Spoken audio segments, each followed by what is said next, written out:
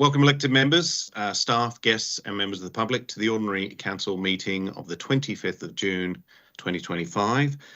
I declare this meeting opened at 5:34 p.m. The City of Busselton acknowledges the Wardandi and Bibbulmun people as the traditional custodians of this region and pays their respect to the elders past and present.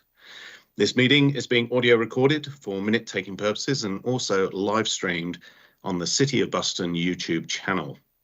Both myself, the Deputy Mayor and the CEO are currently in Canberra, so we're a bit far away from you all at this point. So due to this awkwardness or difficulty of running a meeting, myself and the Deputy Mayor will be declaring that we are unwilling to perform the functions of the Mayor under 5.34 and 5.35 due to us being remote. So Councillor Ryan, do you agree to that as well? I declare that I'm unwilling and unable. Thank you. Thank you. So if this being the case, what I will do now is I will move for a motion to appoint a councillor to perform the functions of the Mayor for the duration of the meeting. So do I have a nomination, please? Yes. I'd like to nominate Councillor Jodie Lee. Thank you, Councillor Kay. Councillor Lee, do you accept this position? Yes, I do. Thank you. Okay. Are there any other nominations? That's negative. That is negative. Okay. Therefore, I would need a seconder for you to. Yep. Councillor McNish. So what I'll do is so I need a mover, obviously, to appoint Councillor Lee firstly. So they've got that from Councillor Craig. A seconder is Councillor McNish. And if that is the case, Councillor Lee, I appoint you to perform the functions of the Mayor for the purpose of presiding over this meeting. Do you accept? Yes, I do. Thank you, Councillor Lee. I will now hand it over to you to run the attendance. Thank you. Thank you. So, Mayor Cronin, I might just get a show of hands that there's no objections. Put that motion to the vote. Okay, I did apologise. are there any objections to the motion? There are no objections. That being the case, motion's Carried. Passed 9-0. unanimously. Yeah. Thank you, Councillor Lee. Thank you. In addition to Mayor Cronin and Deputy Mayor Anne Ryan, we have Councillor Val Craig, Councillor Kate Cox, Councillor Michaela Love, Councillor Richard Beercroft, Councillor Andrew McNish and Councillor Jared Kennedy in attendance for tonight's meeting. I have no apologies and I have no approved leave of absence. Announcements of the presiding member. Bear with me. Thank you to my offsiders. Are there any disclosures of interest regarding tonight's meeting? No disclosures of interest? Wait. Yes, Councillor Ryan and Mayor Cronin both have. That's regarding the confidential item, so we'll address that at that time when that item comes. Thank you. Before Council. I'll now move on to question time for the public. We have responses to previous questions that were taken on notice. They are on your screens and they will be included in the minutes of this meeting. Public question time. Members of the public have an opportunity to ask questions of the Council about matters relevant to the City. I'll take this opportunity to remind everyone that public question time is conducted according to the Council's meetings, information sessions and decision-making processes policy and the City's standing orders. Tonight we have received bookings for public question time. The first is Mr. Andrew Dickey. Would you like to come forward and ask your question? And if you could just state your name and your address. Andrew Dickey, Busselton. I have 3 questions tonight. Neuron's insurance policy has been examined by a legal firm specialising in compensation and found that there are many exclusion criteria that would probably lead to a rejection of insurance claims for personal injury by e-scooter riders or by injured third parties such as pedestrians. Exclusion criteria include, quote, is not wearing covered footwear, end quote, and, quote, is riding in adverse weather conditions, end quote. I suspect that many e-scooter riders during summer in Busselton will be wearing thongs or open sandals rather than covered footwear, and I suspect that a large proportion of e-scooter use in Busselton in winter would occur in adverse weather conditions. Question: did council officers and/or councillors receive advice from the city's legal department about Neuron's public liability insurance policy prior to extending the contract for rentable Neuron e-scooters for a further 12 months in March this year? Thank you, Dr. Dickey, for your question, and I'll hand that over to Director Pearson. And I'm going to hand that one to Director Palmer. Play a bit of ping pong in here for tonight. Thank you. I can confirm that city officers and the council didn't receive advice from the city's legal department about Neuron's public liability insurance policy prior to extending the contract. However, the city's legal department provided advice on the risk and liability provisions of the operator agreement that is in place with Neuron. So the agreement requires indemnities from Neuron and the provision of public liability insurance for, amongst other things, the claims, risks and events addressed by the indemnities. Thank you very much. Second question. Why did the city... Second question. Recently, following the death of a pedestrian in Perth caused by a Neuron rentable e-scooter, the City of Perth and the City of Vincent both terminated their rentable e-scooter contracts within a few days of the fatal accident and banned the use of rentable e-scooters within their jurisdictions. Question: why did the City of Busselton sign a 12-month contract with Neuron, which results in the city being unable to terminate the contract until March 2026 without exposing ratepayers to a breach of contract compensation payout? Again, thank you for your question, Dr. Dickey. Director Palmer, do you want to answer that? So the termination for convenience clause of the contract was agreed as part of the commercial negotiations of the agreement. We obviously needed to provide Neuron with some certainty to support their investment into setting up the operation and employing permanent employees, because remembering that prior to that it was just a trial, and other infrastructure and leasing premises for storage and things like that. And our understanding is that the services in the City of Perth and City of Vincent were also trials that were suspended. We're not aware that they have terminated their contracts at the moment. Thank you for that. Third and last question. In Australia, local councils can receive payments from rentable e-scooter companies for allowing them to operate within their jurisdictions. These payments are often structured as daily fees per scooter and generate revenue. For instance, the City of Yarra increased its fee to $5 per e-scooter per day. Question: what financial payment does the City of Busselton receive from Neuron for allowing the use of rentable e-scooters within its jurisdiction?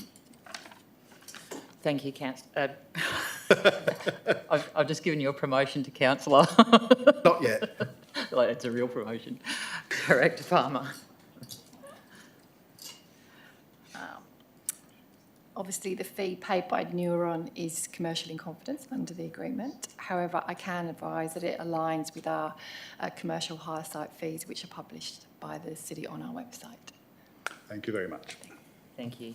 And Mr Dickey, I'll just let you know that we have someone from Neuron presenting as parties with an interest tonight, so that might be of some value to you. Thank you for your questions.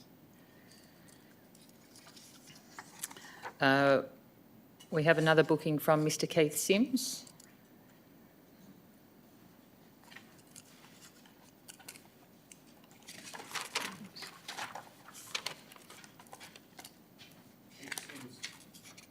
Keith Sims, Busselton. Not sure how I'm supposed to address you as acting mayor or Madam Chairperson, but I'll answer to anything, Keith. Good evening to you and councillors and staff. Firstly, this is not a question, but thank you to the Council of the City for geographically restricting STRAs. I think that's a fantastic move forward.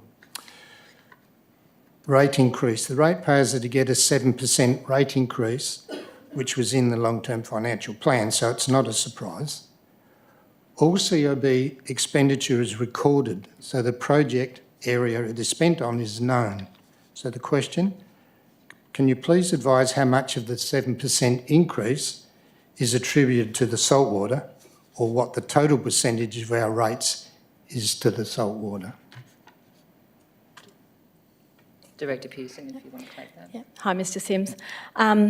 That's correct. Both, I guess the advertised rate increase for the differential rating categories is 7%. It's important to note that is only an advertised proposed increase. It does need to be resolved on by council, and so is subject to change, as is the draft budget. I guess based on the draft budget though, the net increase in direct costs for saltwater from budget to budget is $389,000. And that represents 0.58 of the 7% rate increase. Okay. So just over 0.5%. Okay. Thank you. Regarding 17.2, notice of motion for e-scooters. The Neuron e-scooter hire was rejected by 62% of the Busselton community, which was ignored by council resolution. Now we have the unfortunate death of an innocent man in Perth due to reckless operation of an e-scooter. Sydney banned these scooters in March 24 and Melbourne more recently, and due to the unfortunate circumstance in Perth, they and City of Vincent have also banned them. So I urge you to vote with Councillor Bancroft's motion. Question, what is it going to take COB councillors to catch up with other jurisdictions?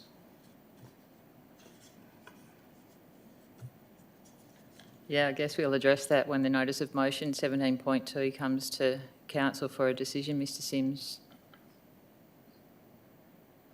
Sorry, I didn't hear the last bit.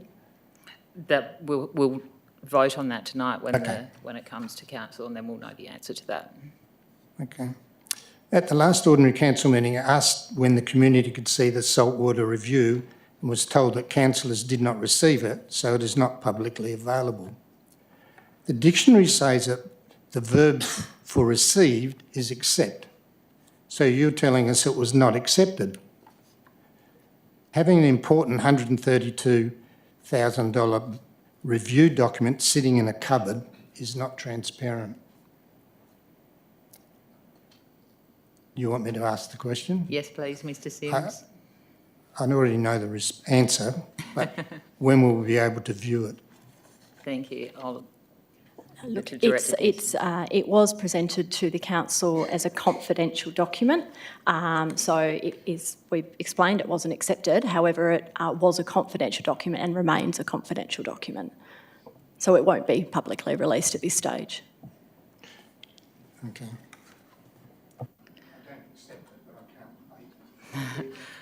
Thank you, Mr Sims, and thank you for your interest in what is a topic of interest in town, so thank you for your questions. Are there any other members of the public who would like to ask a question of council? Yes, please come forward.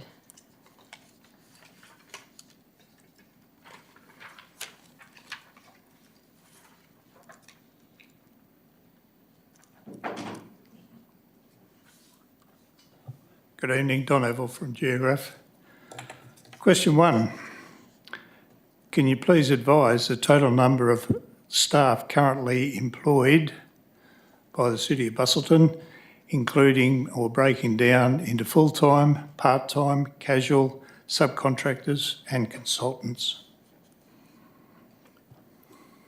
Overall staff that are employed, Mr Evil? Yes, Not for as a particular- breakdown. Yeah, not for a particular project though. Beg your pardon? Not for a particular project though, just No, total employees. total Thank you. employed by the City of Busselton. Thank you. Director Pearson, if you can I can't give you the breakdowns. I'll have to take that on notice. We have approximately about 352 full-time equivalent staff. And then we pay around 500 per pay.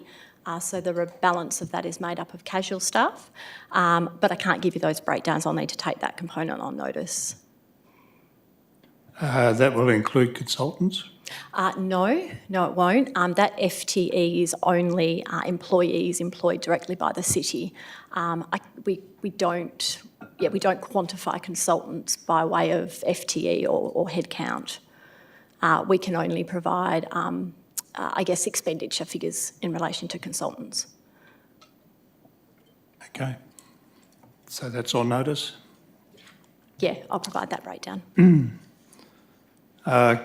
Question 2, at the previous council meeting, I was informed that the saltwater is not yet considered as an asset. Now, since then, the CEO has described it as an asset in progress. Now, is there a category for this? Is it a lone brick or is it a fully recognised asset? And as I've never heard of this term, I would appreciate an explanation as to what the intent behind this is. Thank you, Mr Evil. I'll get Director Pearson to address that. I can address that in part. I think I did provide the response to you at the last council meeting, and I did... Excuse, don't interrupt. You said at the last council meeting that it was not an asset. That's right, and I think what I did say is that I'd need to confirm. My understanding is that it was not a city asset because it wasn't completed. I have since confirmed, and it's not a completed asset. However, it is included in the city's financials as a works in progress asset within the city's financials. So that's the clarification. So it is, if you look at the city's financials and you look at note 8, there is a works in progress balance in our financials, which includes the saltwater asset. For any further detail, I will need to take on notice. I'm not an accountant, so for anything more technical, I'll need to take that on notice. Thank you. Question 3. At the previous council meeting, I asked a question as to the validity of the transfer of $5 million from the constituted building reserve to the saltwater project.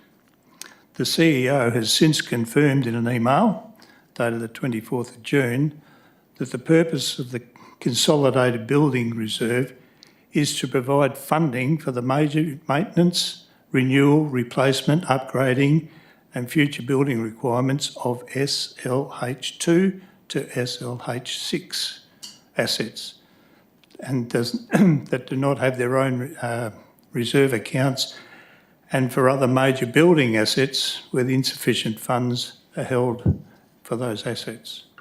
So I'll repeat my question from last week.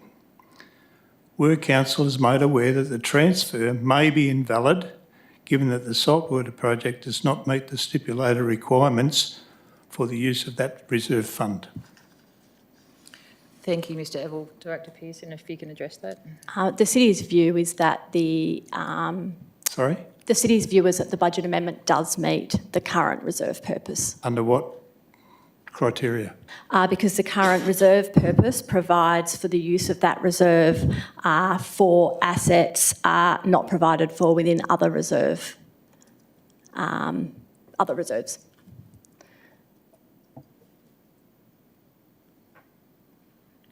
So where does the SLH2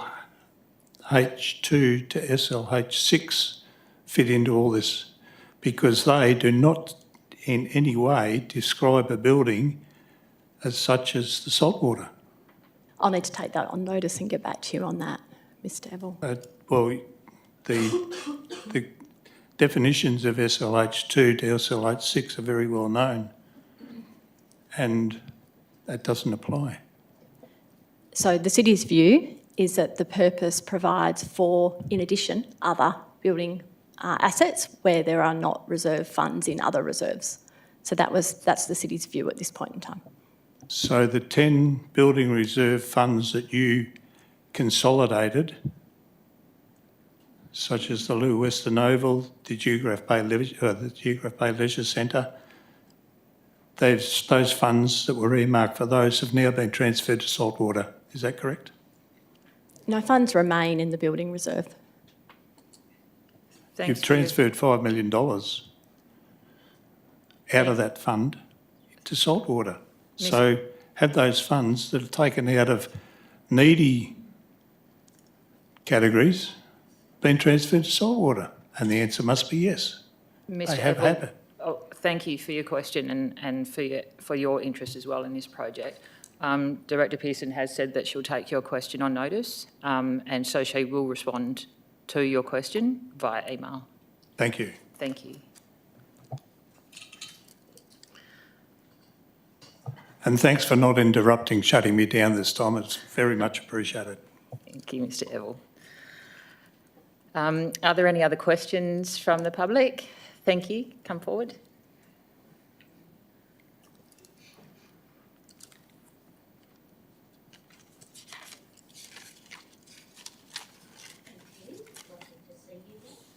Thank you. Questions regarding the saltwater again. Michelle Shackleton Thank from you. Abbey. Thank you.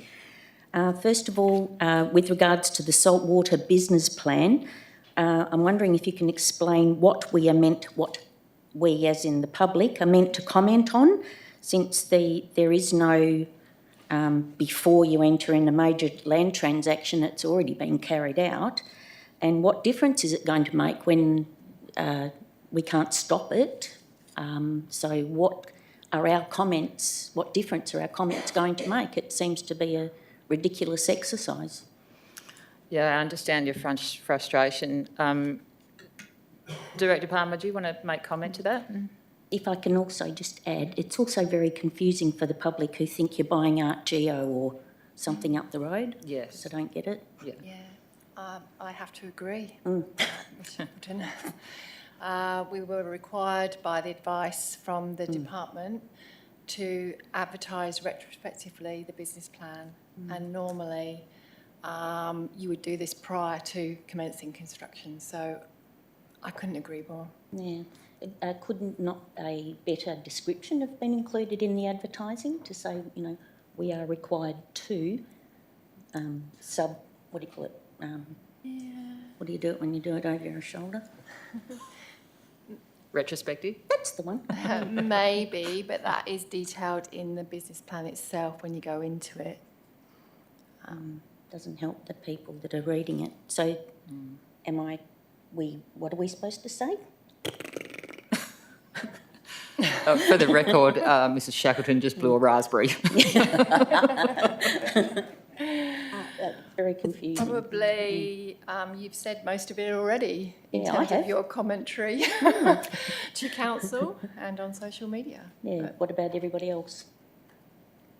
It's up to them what submissions they'd like to make after reading the business plan. But they're making it for no reason, no purpose. That will be for Effectively. council to consider. They receive the submissions. Councillor McNish, do you have a comment? Can I ask a question of you, Yes. Chair? Would it be an opportunity for the community at large to comment on future business opportunities that perhaps weren't picked up in the business plan? That would be a benefit. Director Pearson? Obviously, the public can make whatever submission they feel is appropriate, taking on board your comments. But yes, the community can put in whatever submissions they think are appropriate in relation to the business plan.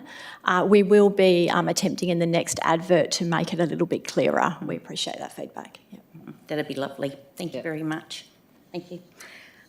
Also, last week I did ask a question which caused a bit of confusion, so I'm better prepared this time.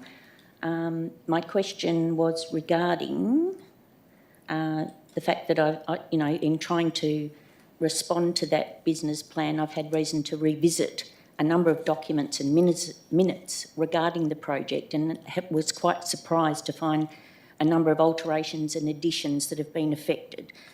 They include a list of the what's called the operations plans, which are all called saltwater now and were previously known as the beach and the BPAC and not always the operations plans. They were business cases and business plans and everything. So that makes it extremely confusing for people to go back and find what it is that they're looking for, or to know that they're even talking about the same thing. The list, the version control, refers to them as operations plans. However, the real document has got the original name. Again, very, very, very confusing. In terms of the minutes, which have had changes which wouldn't be obvious to anyone that doesn't follow council. I give examples of the 19th of June 24. There was a decision to release the 20th of November 24. Oh, hang on, we're going the other way around. Is it? Yeah, 24 of June. So, yes, 20th of November 24, item 18.1, the item from 19th of June, audit and risk. Mrs Shackleton, what's your question? Well, I was asked to provide examples so that a Right. list, because I think that we need a list of documents that have been changed as a result of the advertising and the communications plan, because things have changed, some things have become available. Yeah. They're available in the minutes, it says that it's changed, but there's nothing to direct people to that, and it is a substantial document. Yeah. So I would like, again, there's minutes from 2019 that have been added in 2025, updated. Thank you. So if Can I we can just... please have a list? Yeah, I just of want to documents that clarify have been that changed? you want a list of the changes that have been made, because you're right, there's been a number of iterations of this through a number Yes, of years. So please. you're looking for clarity for a list, Yes, just so I can please. be clear for the minutes. Yes, so that we know that we've captured everything. Yep, Director Palmer, do you have any comments on that? Yeah, I think what will probably help is another piece of work in progress, in that I'm documenting a complete history of saltwater, including all its names and various stages of development over the last probably 13 years now. So that will pull it all together. I do appreciate that it is confusing. The draft business operations plan does have a version control table at the end of it, so that's at version 7. That have changed. Yeah, but that goes through the various different names that it's been through with each of those versions and what changes were made to that document. The individual business cases, we must have developed, I think at a guess, 5 different business cases, and that's the latest one that's on the website. And as those versions have been created for the latest funding application, the website would have had that business case at that time on the website. But a business case replaces the previous business case. It's not an updated version of the same business case. Yeah. Okay. So hopefully would be that lovely. But I think that will satisfies help. your question. That does, thank you. Excellent. Councillor McNish, did you have Thank a you comment? very much. Through, Madam Chair, does the work in progress alluded to by Director Palmer, is that carrying out or complying with the council resolution that talked about the publication of the factual narrative? So the council's already resolved to give you what you're working on. And we'll get it in plenty of time before That's the an end of affirmative that response from advertising. Director Pearson. Director Palmer, thank you. Yeah, sorry. Thanks. I have another one. Oh, you're allowed Did I? 3. Am I allowed? Yeah. Quick, Will there we was get it about in 15 in there. Will we get it in plenty of time before the closure of the response period for the advertising of the... Water history, no. That's a massive piece of work. No. And I'm not bound by any time frame from the council to deliver that. But it is well advanced. Yeah. There is on the website, though, that council resolution tracking, which should assist. And if you contact officers, I'm sure Maxine would be happy to assist you in anything you're not clear on. Doesn't tell me how things have changed, how documents I think have if you changed. touch base with Director Palmer Yep. after this, that she may be able to help clarify. And then you can use it for your thing. Thank you, Mrs Shackleton. Thank you very much. Thank you. Are there any other questions from the public? No? Thank you very much for your interest and thank you for your contribution to those of you who do come to the meetings and do ask questions. It's appreciated. Moving on to petitions, we don't have any petitions. Presentations by parties with an interest, who each have 5 minutes. So we have the CEO of Busselton Chamber of Commerce, Victoria Ewan, speaking on item 14.2. If you'd like to come up, Victoria.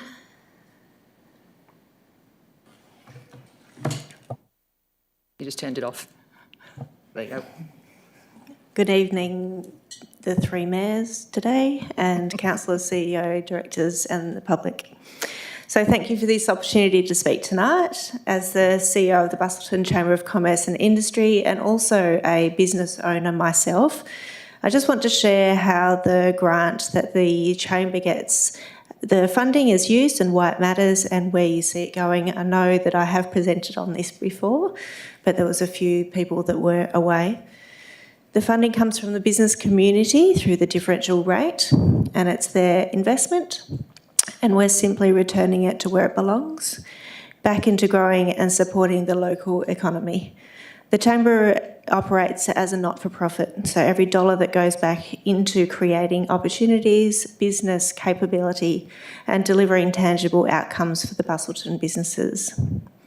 Our team is small but effective, and our reach extends across sole traders, established companies, not-for-profits, sporting clubs, and emerging sole traders and entrepreneurs.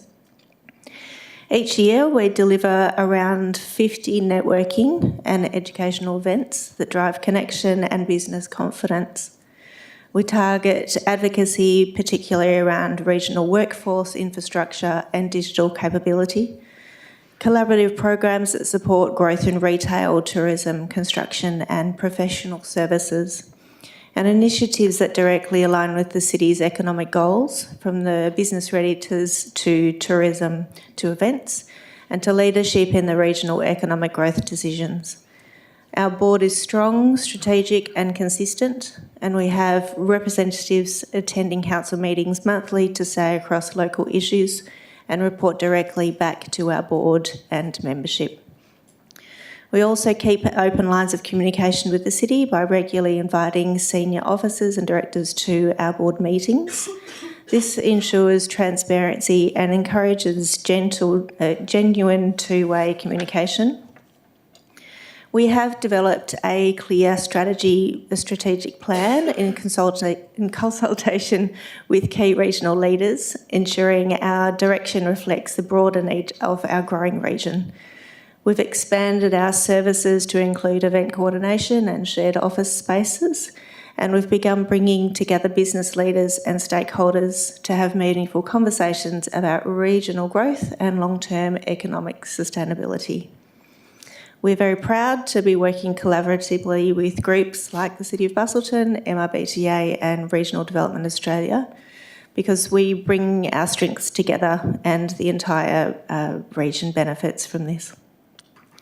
So looking ahead, the funding will continue to help us expand our reach and impact, especially in the digital capability, business resilience and workforce development.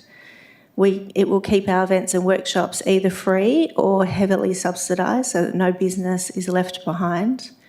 And we can deliver large-scale programs that support the future of the Busselton's economy, not just now. So tonight, thanking you for your continual support, not for the sake of the Chamber, but for the hundreds of local businesses, community organisations and volunteers who rely on the work we do. We're a very lean group, but we're transparent, we're very proactive, and with this funding we can keep building something strong for our region. Thank you for your time. Thank you, Victoria. Thanks. Sorry, does anyone have any questions? No? Thank you. But just by way of clarification, Victoria, just have a seat because you can. That the terms of reference were changed a couple of years ago to make sure that this wasn't just used for marketing and events, but that it was used for business development, because as you say, this is the business community that are contributing those funds and they need to get return on their investment for the money that they put in. So well done on the work that you and your colleagues do. I know you have a very small team. I think there's only you in it. And Bronwyn, of course. Thanks so much for that. We now have a presentation by Cash Abarathne and Jaden Bryant on item 17.2, the e-scooters. Hello, can you hear me? We can hear you. Cash, I think you are on mute. Either by design or default. Just check it. Am I able to share my screen for the presentation? Will it allow me to do that? Yes, it will. Okay, great. Yes. Thank you. The wonders of modern technology. Excellent. Some councils restrict it, so I just wanted to make sure I could share my screen. Yeah. Can we all see my screen? Yes, we can see your screen. Thank you. Thank you very much. Good evening, councillors. I know there's a finite time limit, so some of these slides I will be skimming through quite quickly. My name is Jaden Bryant to represent Neuron Mobility, and I have my colleague Cash on the line as well. The scooters don't need too much of an introduction, but they were introduced in December 2022 with 250 scooters. It's been a highly successful scheme in the city with over 250,000 trips and 750,000 kilometres travelled. Most importantly, the program has been overwhelmingly safe with an incredibly low incident rate. Over 99.99% of trips are actually completed safely and without incident. There's been over 60,000 unique users in Busselton, which is really, really popular and speaks to the strength of the program. We estimate we've injected around $13 million into the local economy. 70% of e-scooter trips actually result in a purchase at a local business with an average spend of $52 per trip. But the topic of the evening seems to be focused on safety. So I wanted to touch on a few different things on this. There's a stark difference between a private e-scooter and a regulated shared scheme like what Neuron operates. Very often in the media, they get conflated into the same two. You hear stats and data about hospital presentations. I just wanted to point out that hospital presentations don't distinguish whether it was a private e-scooter or a shared e-scooter. There's a lot of technology and controls in place for the shared scheme, making it safer. I'm not going to go through all of them on this screen because of the time limit. But some of the key things to touch on, identification plates, all of these are tracked and traced. We know who the riders are. We have geofencing technology. They can never exceed the speed limit, and they're actually slowed down well below the maximum speed limit in areas of pedestrian density.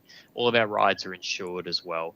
And there's a lot of exciting new technology that we're rolling out shortly. One of those includes helmet fines. So we're introducing helmet fines from July 2025, so a week away. Anyone who did not return the helmet to their scooter will be fined up to $50. That is a kind of two-pronged approach. It can help solve making sure every scooter has a helmet available, making sure the helmet litter is reduced, and incentivising riders to do the right thing.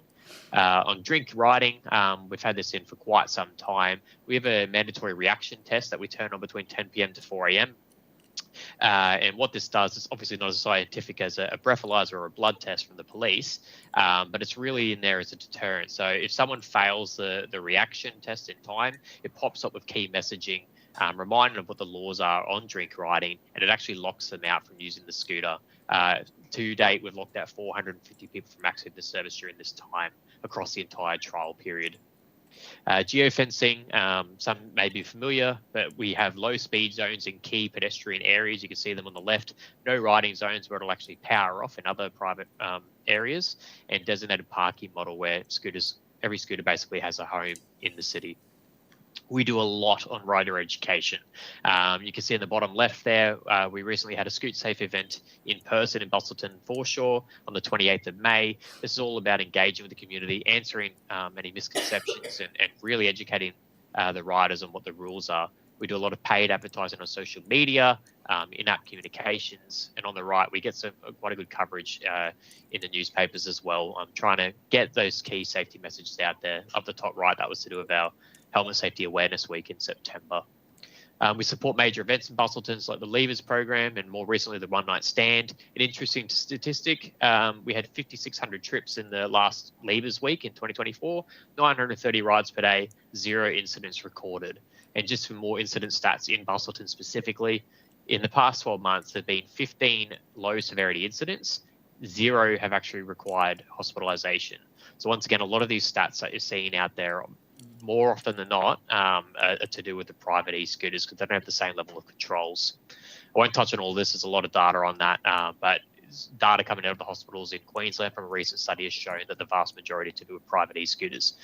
Final page, a quick summary. It's been a highly successful scheme. It's overwhelmingly safe and one of the safest trials in the country, with over 99.99% trips being incident-free. It's filling a critical public transport gap in the city and provides tourists an accessible form of transport to visit more of Busselton.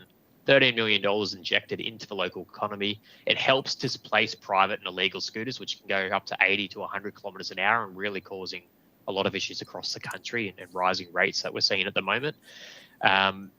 In the last 6 months, we've invested heavily to try and improve our operations based on past feedback, and we believe that is being noticed from the feedback we're seeing in the community. And I just wanted to point out, we're actually getting a lot of expansion requests from Busselton residents. We recently expanded to the Par 3 Golf Club. We've had 3 other requests recently from new residential estates asking for the service to be expanded so that the residents in those areas have access to this form of transport. And we're creating a lot of local jobs and employing local staff to support the community as well. Thanks, you. Jayden. I think that's my time. It is, yes. Yeah. Thank you so much for that information. Thank you. No problem at all. Councillor Kennedy, did you have a comment? Yes, thank you. Thanks, Jayden, for the presentation. Do you have any instances of where your insurance wasn't eligible? In an incident? Yeah. Not off the top of my head. So this is dealt with the insurance companies. I can say that it's market-leading insurance, but every single individual case is treated differently from insurance company. That, regardless of whether it's an e-scooter or any type of incident claim, they need to look at the facts. So this is dealt with the insurance companies directly. No worries, thank you. And also, are you able to confirm whether Perth did terminate or suspend? I can confirm that it has not been a termination; it's a suspension while they investigate the incident. No worries. Thank you, Jayden.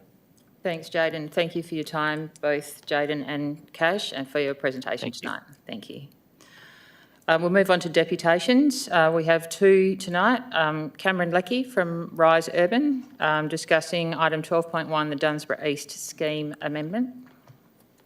Welcome, Cameron.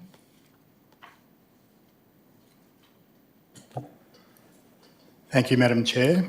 Good evening, Mayor and councillors. I'm Cameron Leckie. I'm a director at Rise Urban, and we're the proponents for the scheme amendment. And tonight I'm speaking on behalf of the Dunsborough East landowner group, being the owners of Lot 3 Mewett Road, Lot 22 Commonage Road and Lot 726 Commonage Road. Thanks very much for the opportunity to address you all tonight, and thanks also to the staff for your efforts in getting to this point. Firstly, we'd like to acknowledge the feedback received at the council briefing last week, particularly in relation to the comments on lot sizes, open space and employment land. Your local knowledge, along with the input from council staff, the Dunsborough Reference Group, agencies and the community over the past 3 years, has directly informed the planning for this site. We remain committed to working with the council and the community once the structure plan process is officially underway. As already clarified by Councillor Lee in the pre-meeting meeting, the decision before you tonight is not about what is or is not included in the structure plan. It's simply to initiate the scheme amendment so that the formal planning process can actually commence. Tonight's decision does not lock in any particular development outcomes. It's a procedural step to allow a formal head of power for the structure planning process to progress. It's in through that structure planning process that the detailed matters like open space, lot layout, traffic and employment land will be tested through rigorous technical assessment, community consultation, agency input and further council review. The amendment is consistent with the city's local planning strategy and the WAPC's Lewin Naturalist sub-regional strategy, which have long identified Dunsborough East as the next growth area for Dunsborough. It's also entirely consistent with the city's moratorium policy as confirmed in the officer's report. We implore the council to initiate this amendment without further delay in order to bring the scheme into alignment with the strategic planning framework and to enable the structure planning process to formally commence. We note the officer's recommendation on the amendment proposes to include some additional requirements in the special provisions schedule that weren't part of our application and weren't discussed with us during the assessment. Rather than trying to highlight the specific concerns with these changes at this late stage and have the council attempt to modify the proposal on the run, We'll be making a detailed submission during the advertising period for the amendment, responding to these modifications and seeking further clarity on their intent and application. We trust the Council will give our submission due consideration at that time. Lastly, we also wanted to highlight some concerns with point 4 on the officer recommendation, which seems to suggest that the officers will require further changes to the structure plan prior to bringing it back to Council for consent to advertise. We're open to working with the City on the structure plan. However, this approach, or suggested approach, falls entirely outside of the statutory framework under the applicable regulations and via the deemed provisions of the local planning scheme. For this structure plan to be a robust, valid, defensible and transparent planning process, the preparation of the structure plan must align with the statutory framework. Any requirement to modify the structure plan prior to advertising undermines the integrity of that planning framework and exposes the City and the planning process to criticism. To close, initiating the scheme amendment does not preempt any specific development outcome. It enables the commencement of a formal, transparent process where all of the Council's priorities can be addressed through the structure plan. We respectfully ask that Council support the initiation of the amendment and that the legislative process for preparing and adopting structure plans is adhered to as we work through the detailed structure planning process over the coming months. Thanks for your time, and with the Chair's blessing, I'm happy to take questions. Yes, you have my blessing.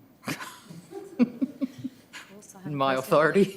This is Councillor actually Cox. to Director Barber. Can you just provide more commentary around what Mr Leckie just said with regard to the planning framework and the structure plan and the deemed provisions, please? Yeah, I think it was addressed in the briefing. So the regulations outline that if a structure plan meets the manner and form, then it must be advertised. So if, when we get to the statutory process, if the structure plan does meet the manner and form, then we have to advertise it. It's a negotiation with the proponent that if staff were to identify issues such as employment land, etc., that what we've already covered, that we believe it's required, then it's up to the proponent whether they do or don't modify it prior to advertising, and it's up to them to determine, I guess, their level of risk of the potential to re-advertise it if the change is substantial. So we would have those discussions with them prior to advertising, and it's their decision, if it meets the manner and form, as to whether they wish to proceed or whether they wish to modify it. Okay, so the risk to them is that it may need to be re-advertised if substantial modifications are required after advertising. Potentially. I mean, there's a lot that comes out of advertising as well as the City's assessment. So we'd have to look at the whole and see whether that is a substantial change and warrants re-advertising or not. Thank you, Mr Leckie. Thank you for your time and your presentation. Also speaking on 12.1, Dunsborough East Scheme Amendment, is Brenton Downing from Celsius Land.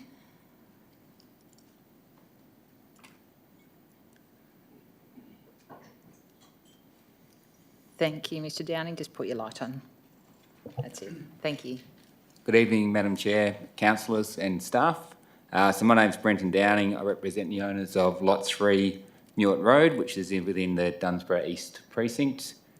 I'd like to express my support for the rezoning of this land to urban development, which represents a long-awaited and carefully considered opportunity for responsible urban growth.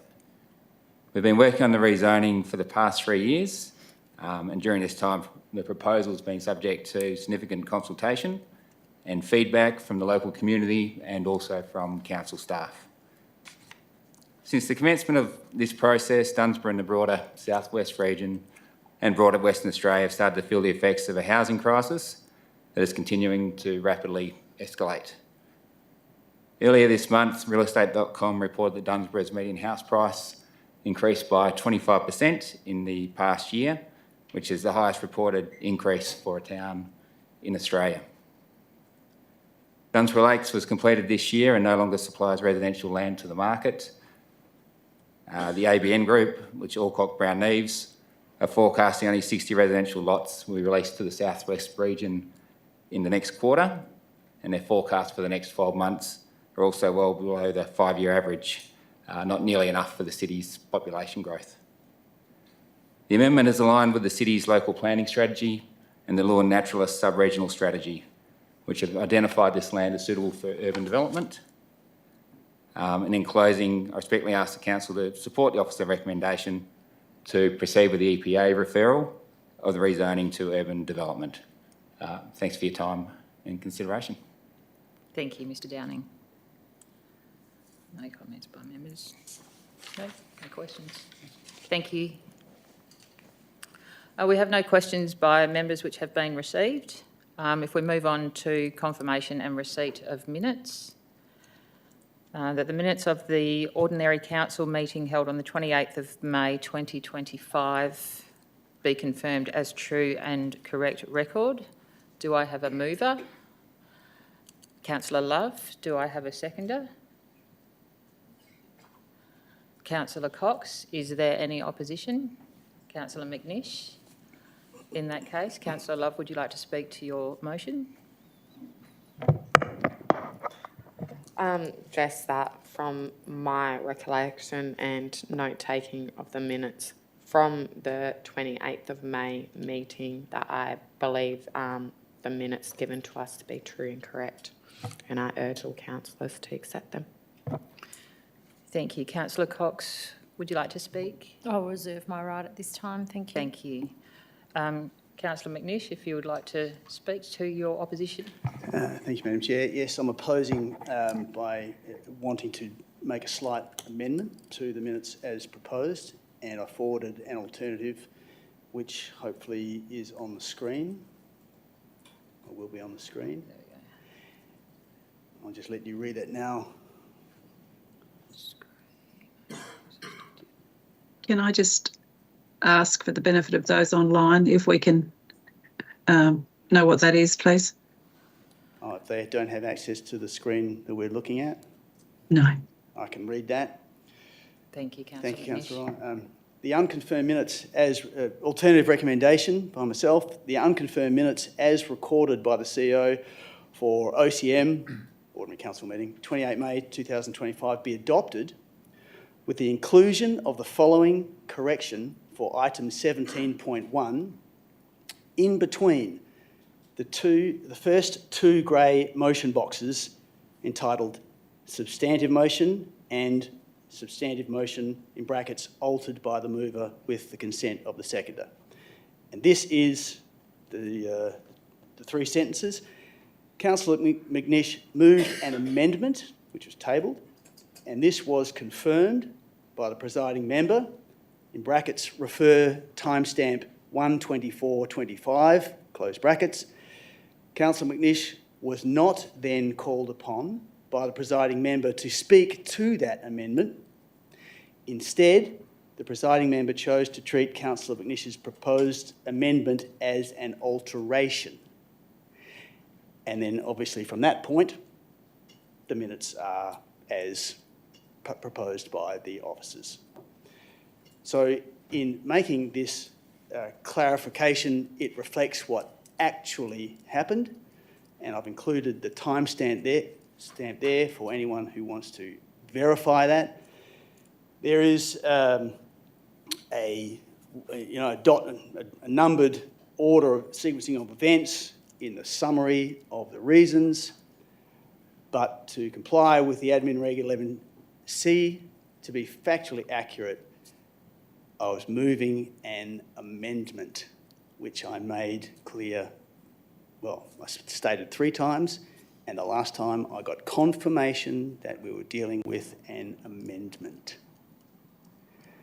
Okay, so I just want the minutes to show what actually happened, because the way they look now, it doesn't make, well, I guess it does make me look a bit strange in seconding something and then leaving the room. So someone would quite rightfully question why that occurred, and this paragraph would lead them to having a look at that timestamp reference and seeing what actually happened. And that's what meetings are about, capturing what happened. Thank you. Thank you, Councillor McNish.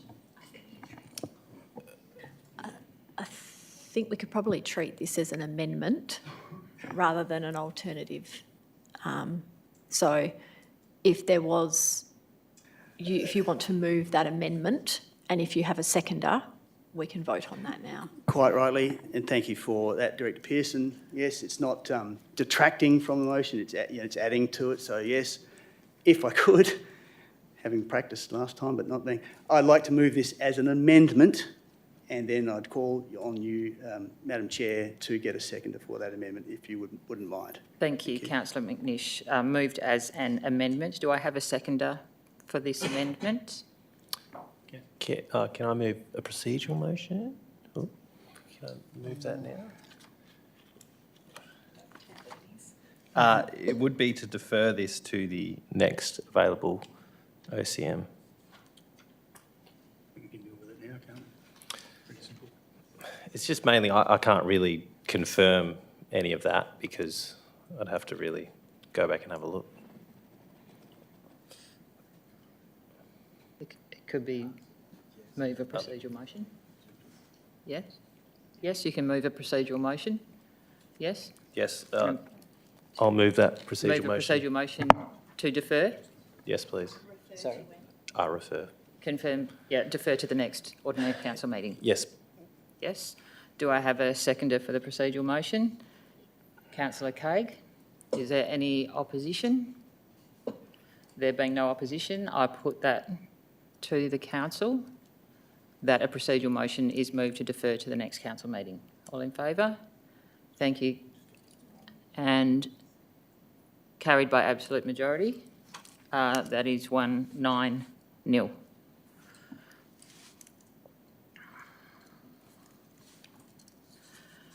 Thank you, Councillor McNish. 8.2, that the minutes of the ordinary council meeting held on the 11th of June 2025 be confirmed as a true and correct record. Do I have a mover? Thank you, Councillor McNish. And do I have a seconder? Thank you, Councillor Craig. Is there any opposition? There being no opposition, I put that to the vote. That is carried 9-0. Thank you, everybody. Again, we have no applications for leave of absence. Items brought forward for the convenience of those in the public gallery. I don't think we have anything to bring forward. We'll move on to the adoption by exception resolution en bloc. That the committee recommendations for items 11.1 and 11.2 and the officer recommendations for items 12.1, 12.2, 12.3, 13.1 and 16.1 be adopted en bloc. Put that motion. I'll put that as a motion. Yeah. Can I have a mover for the en bloc, please? Councillor McNish. And can I have a seconder? Thank you, Councillor Craig. Is there any opposition? There being no opposition, I put that to the vote. All in favour? That is carried 9-1. Thank you very much. 9-0. Sorry, we gave Director Palmer a promotion, so if you recall.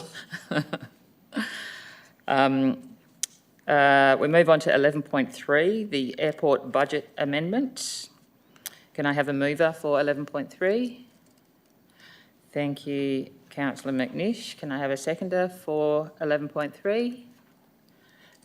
Thank you, Valcade. Councillor, is there any opposition? There not being any opposition, I put that to the vote. All in favour? That is carried 9-0. Thank you, everybody.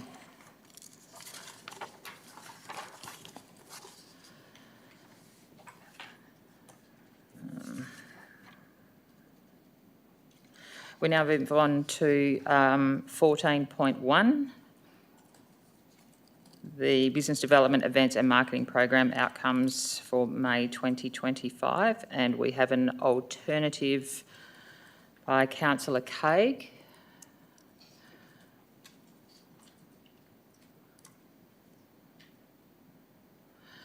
Do I have to get a mover? Yes, Councillor Craig to move. Okay. Councillor Craig, could you move your motion, please? So I'd like to move Just turn your light on. turned it off.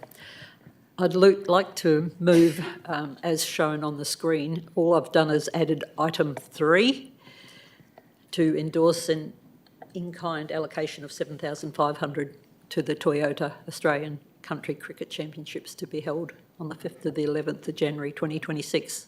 Okay. Can I have a seconder for that motion? Thank you, Councillor McNish. Is there any opposition to the alternative? Thank you, Councillor Beecroft. Councillor Craig, would you like to speak to your motion?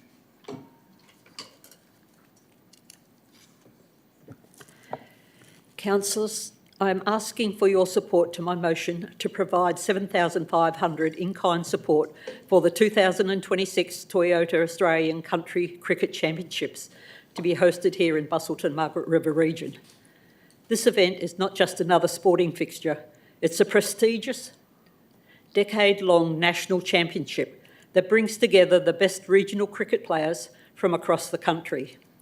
It is a vital pathway for talented players in regional and country areas to test their skills at a high level of competition, many of whom go on to state and even national representation. To host it here in a significant win, not just for local cricket, but for our economy, tourism sector and broader community pride. It brings players, officials, supporters and media attention to our region at a time when the eyes of national country cricket are watching. I acknowledge the officer's recommendation that while the event scored a strong 10 in our evaluation process, funding during peak summer season is generally discouraged under the current BDEMP approach. I understand the concerns that providing support could be seen as sending mixed messages to other events that were advised not to apply in this timeframe. This submission was received before then, and to penalise the organisers after the goalposts have shifted is unfair. That's why I'm not asking for the full $10,000 they requested in cash, but instead propose to offer $7,500 in kind support, which will directly assist with ground hire costs estimated at $25,000. This is a fair and balanced compromise. It avoids setting a cash funding precedence during the peak season, but still supports an event that will meet our criteria and deliver major value to our community. It also sends a clear message that we support fairness, we value regional sport, and we're proud to host events of national significance when the opportunity arises. I urge you to support this motion and contribute in-kind funding in support of our state regional cricket and give our local cricketing community a chance to view the best of the best in our own backyard. Thank you. Thank you, Councillor Craig. The motion is as read. Thank you. Councillor McNish, would you like to speak? Just briefly, thanks, Madam Chair. Yes, I spoke last week at the briefing session about my concerns about cricket missing out, just simply because it was deemed potentially in the wrong season. So the process now, given this excellent pickup by Councillor Craig, and fully support the motion, well done. We can flush that back through as a signal she's suggesting we send, to have more of a consideration about accommodating the people who do apply for peak season, and how we're going to, A, yes, push them towards the shoulders, but B, if there is direct competition between the peak season period, well then further merit will be required, not just, oh, well, they've been there for 2 years, so you don't get a chance. So it's an excellent pickup, excellent signal, and I fully support it. Thank you. Thank you, Councillor McNish. Councillor Beecroft, would you like to speak to your opposition? Okay. Oh, excuse me. I'd like to, I'm only speaking against this to foreshadow an alternative. I'd like to just make as written. However, I'd like to remove the 3 years of payment for the Pride Festival. Now, the reason I want to do that is the majority of people in the city of Busselton, quite frankly, are offended by the Pride movement. They do not like their rates being funnelled into this festival. So I'd like to have that removed. That's quite substantive. So yeah, that's his foreshadowing an alternative. So he has to wait till this is lost before he can then move that. Okay. Thank you. Thank you. I was just receiving clarification. So, Councillor Bearcroft, so in the process, we need to wait until this motion was lost, and then you would put forward your alternative. Then I can put it to the vote. Yep. Is there anyone else who would like to speak for? Okay. Thank you. Okay. Anyone else who'd like to speak for this motion? Councillor Love. I just wanted to urge councillors to support Councillor Caig's alternative. Like she had mentioned, we have only just recently looked and been looking at the event strategy in the BDEM committee and other areas as well. So I do agree that it is a bit unfair for these event organisers to be disqualified when we haven't even endorsed this new event strategy as a council yet. So I do think it's a great alternative to offer them in-kind support. And I do think the list of events that we are recommending for in-kind and cash support are really great events on their merit and do speak to various different aspects of the community. There's a wide range of events that are going to help provide benefit for our community, and also economic events for the business community as well. So I urge all councillors to support this. Thank you, Councillor Love. Is there anyone else who would like to speak against the motion? Councillor Kennedy? Yes, I'd like to move an amendment that the in-kind donation goes down to $2,000.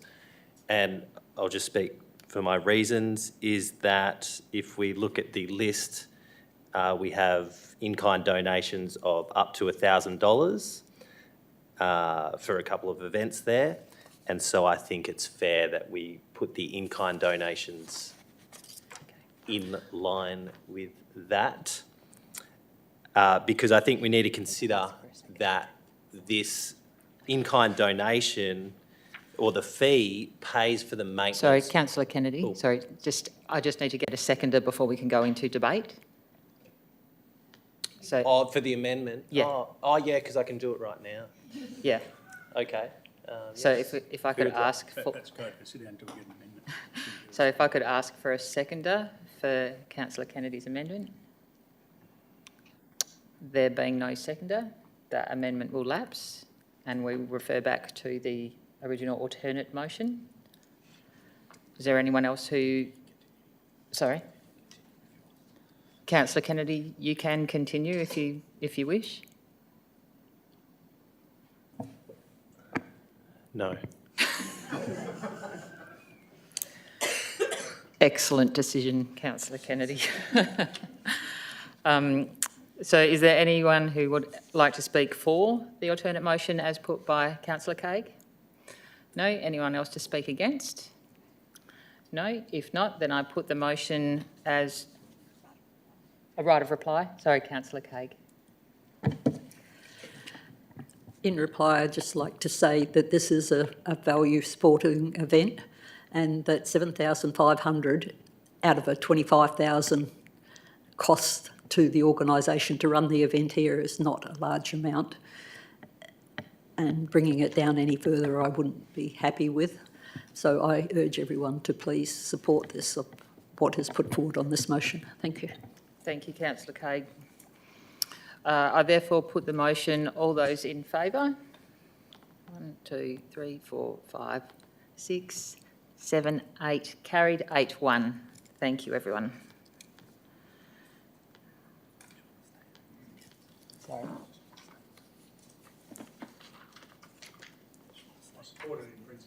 Sorry.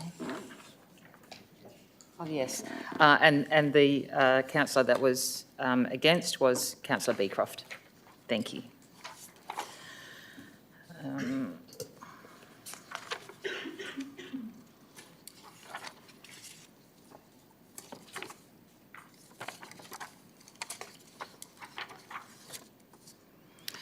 We move on to item 14.2, which was pulled by Councillor Andrew McNish, with a foreshadowed alternative. Councillor McNish, would you like to move your alternative? Written. Thanks, Madam Chair. Thank you. Is there a seconder? Thank you, Councillor Cox. Is there opposition? There being no opposition, I put that to the council. All those in favour? 2, 3, 4, 5, 6, 7. Carried 9-0. Thank you. We move on to 17, motions of which notice has been given. 17.1, the Notice of Motion Behaviour Complaints Committee. Councillor Cox, if you would like to move your motion. Thank you, Madam Chair. I'd like to move the motion as written. Thank you. As presiding member, you may wish to decide to break it into comments. Okay. Okay. Point of order. I just wanted to, do I need to get a seconder first before I raise a point of order? No, because you need to move them as individual motions. Okay. Individual. So 1 and 2 together. Yep. Then 3, 1 and 2, and then 4, and then 5. Even though that I'm considering a point of order. It's about moving the second motion. Okay, thank you. If I can have a Point of order, Madam Chair. Thank you, Councillor McNish. My point of order would be a member may at any time draw the attention of the presiding member by way of a point of order to a breach of any other written law. I'm concerned about this is a revoking motion.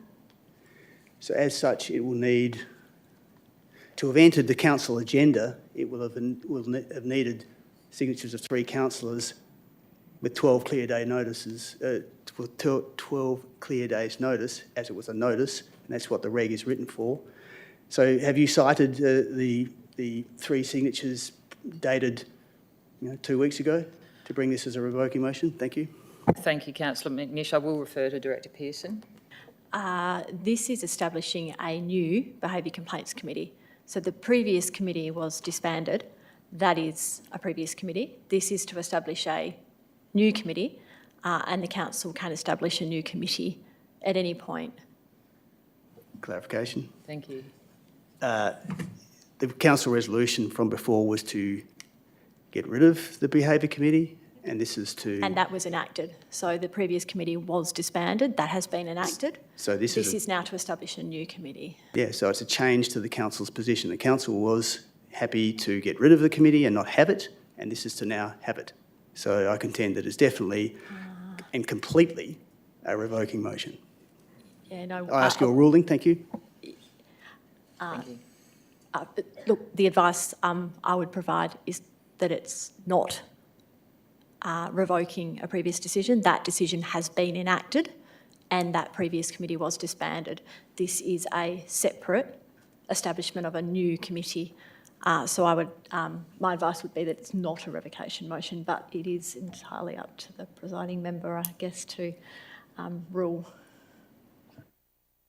Well, just clarification again, on the side of caution, it can always come back. Sorry, Councillor McNish, could you repeat that? If it was to be a revoking motion, as I firmly believe it is, then it could quite easily be brought back at a later time with the support of 3 signatures to dispel any doubt. Thank you.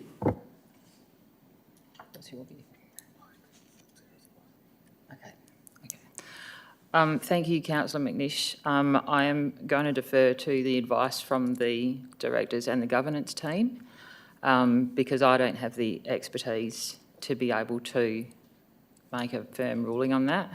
What I would suggest, though, is that we break the motion down into smaller segments, so 1 and 2 together, 3 and 4 together, and then 5. Is that your... That would make sense because you won't do 3, 4 or 5 unless 1 and 2 are. That's right, yeah.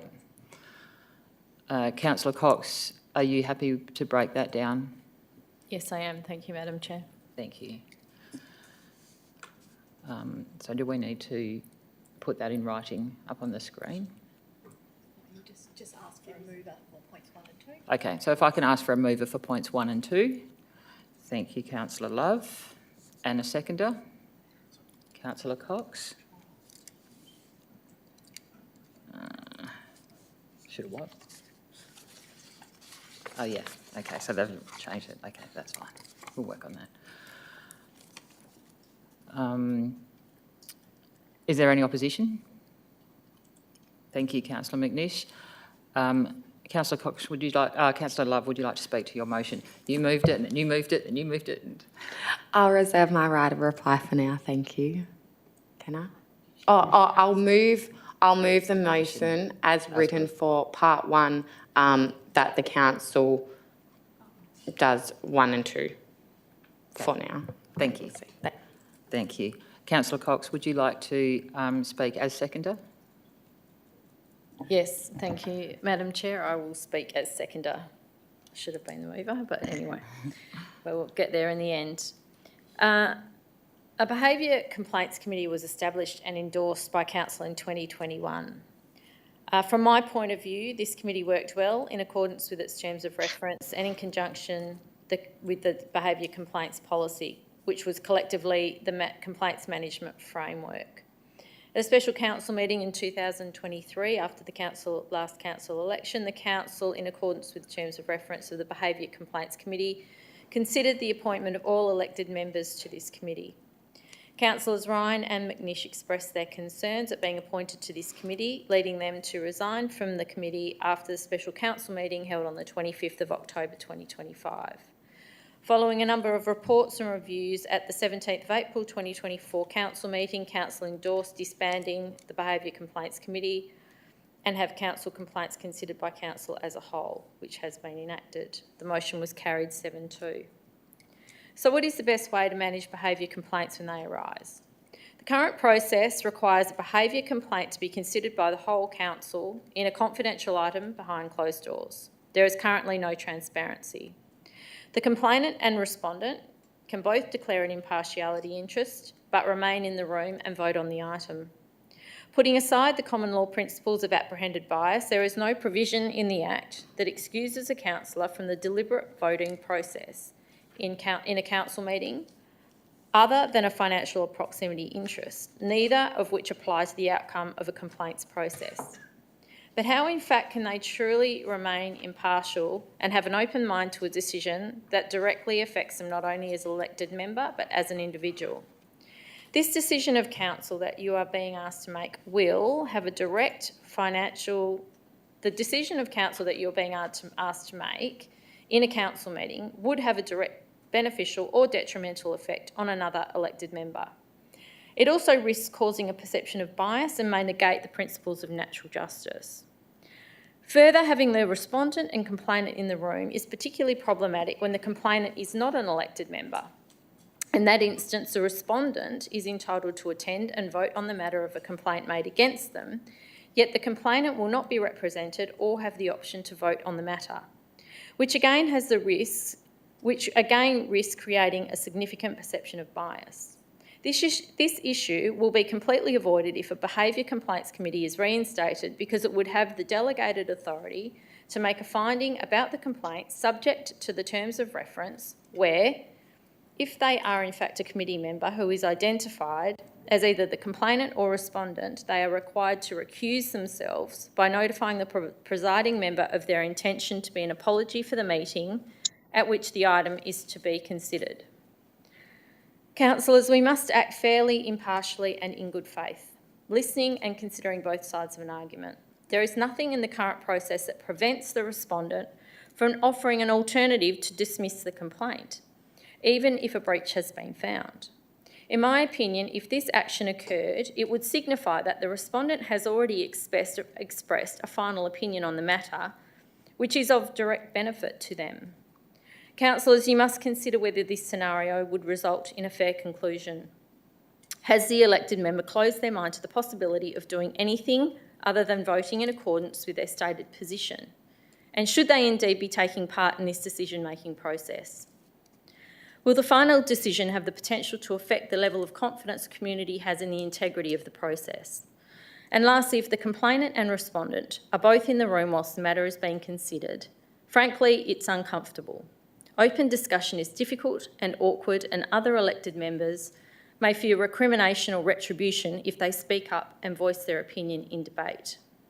Therefore, councillors, I would urge you to support this motion to reinstate a behaviour complaints committee as opposed to having these complaints considered behind closed doors in a council meeting. Thank you. Thank you, Councillor Cox. Councillor McNish, would you like to speak in opposition? Thanks, Madam Chair. I can't think of a situation that I would feel was very fair if I could not be in a room and defend myself against a criticism and hear what other people say. This is how our courts are set up. This is procedural fairness. To be shut out and be subject to whatever is said and have no ability to respond is just, well, I think it's just un-Australian. So I won't be, very happy about anyone who just accepts that's fair. And the reason that the council took on board the behaviour committee, sort of assumed its role, is because the council is the ultimate determining body. And if anyone wants to declare an interest, it's up to them.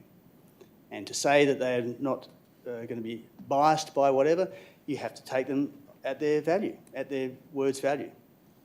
We just have to accept that. That's the situation we find ourselves in as declaring interest in the local government.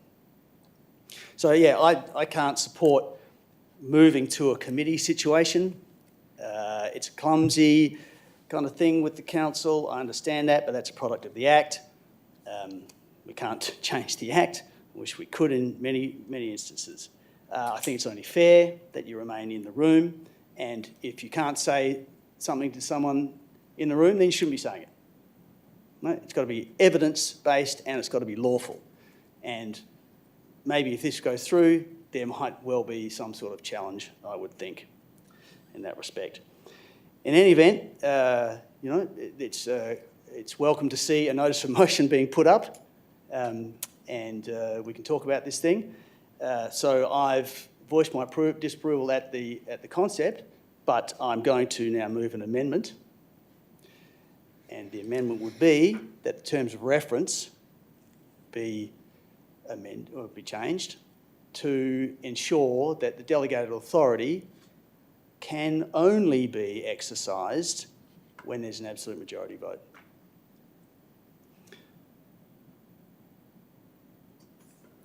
And when you think about it, that safeguards. Sorry. So I'm going to move that. Moving that amendment. Thank you. And I can talk to it just briefly after I get a seconder.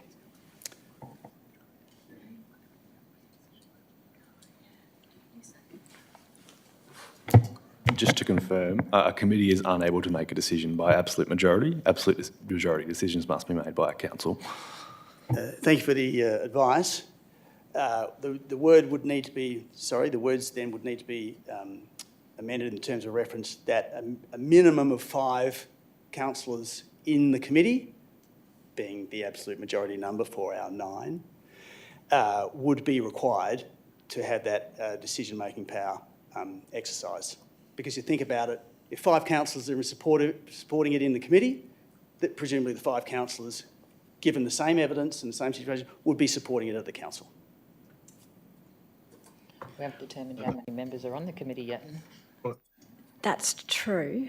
And I'm not sure that a decision of the council can dictate the voting requirements for the committee, because the Act does, so I'm not sure that a council decision could override that. Madam Chair, to clarify, the council's ability to give delegation to the CEO or a committee can be as wide or as narrow as the council determines. It can place any conditions it wants on it. So the condition would be that the minimum vote in the committee of 5 be required to exercise any decision of the committee. Thank you. Yep. Yep. So that amendment would be that the terms of reference be amended to place a condition. Yep. Yep. Yep. So the advice, Councillor Pearson, can you repeat that? So you wish to move that as an amendment at this point in time. So to, I guess, paraphrase you, the amendment is that the terms of reference, a condition be included in the terms of reference that conditions the delegation to a minimum vote of 5 for a motion to be carried. Or a minimum vote of 5, a quorum of 5. Is that what you're... Minimum of 5 for a decision to be made. Yeah. That is the end of the process. Otherwise, if the decision is not made by a majority of 5, a vote of 5 or more, the matter simply progresses to the council. Okay. Is everyone for its decision? Clear Point on of clarification. Thank you, Mayor Cronin. Yeah, only that the next part says how many people will be on this committee. So therefore, if only 4 people wanted to be on this committee, then yeah, that was a question I asked of Director Pearson. We haven't determined how many people on the committee yet. Then the delegation is very important, because to have 4 on the committee, a quorum is 2. And, you know, so the vote of 1 being the chair would, in effect, determine if a councillor has breached the code of conduct or anyone else. I mean, that's just ludicrous. Yeah. So, yeah, there needs to be some full weight behind this and a bit of thought. Yeah. Sorry, I seem to be getting in debate here. My point being is that until we know how many people are on the committee, we can't work out what is a fair number. I mean, the number of 5 is based on 9. So it could be a number of 3 if it's based on 2 or 5, shall I say, 5 members. So I can't see how you could put Point of order. Point of order. Numbers. Point of order. I'm not sure if Mayor Cronin is speaking for or against at this stage of the proceedings. I've moved an amendment. I've given my reason for it. I've backed it up with my recollection of the Act. Yep. And, you know, I want that discussed right now. I'm just calling for a seconder. Thank you. Thank you. Thank you. Do I have a seconder for that amendment?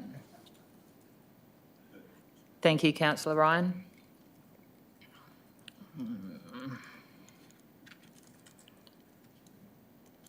Is there,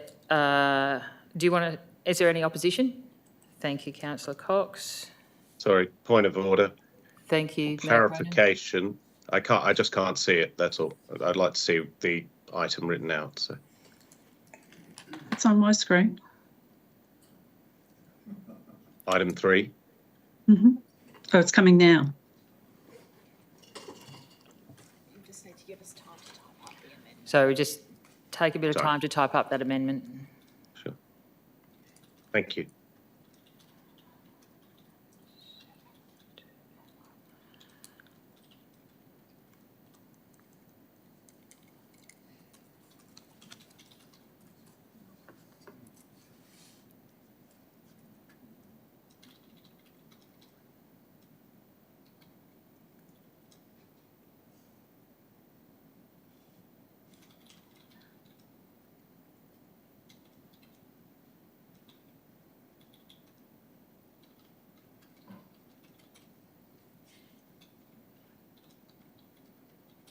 Can you see that on your screen, Mayor Cronin? Yep.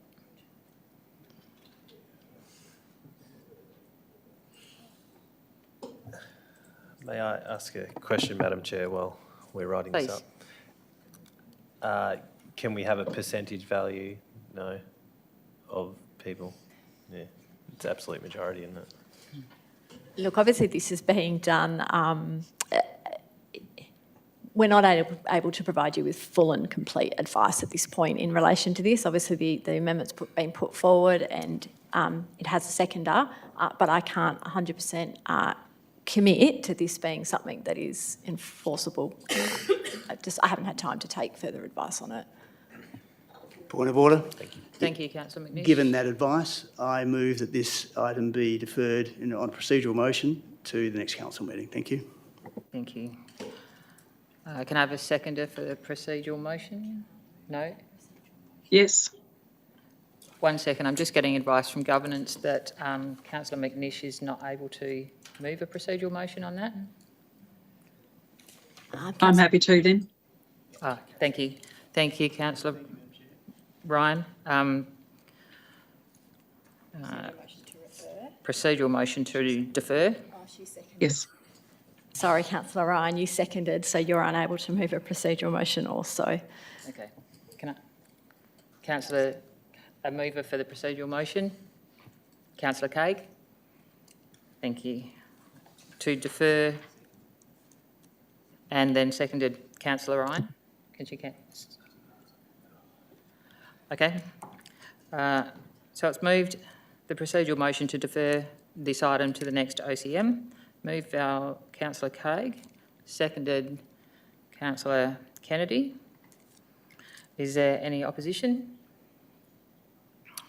There's no opposition, therefore I put that to the vote. All in favour? 1, 2, 3, 4, 5, 6, 7. That's carried 7-2.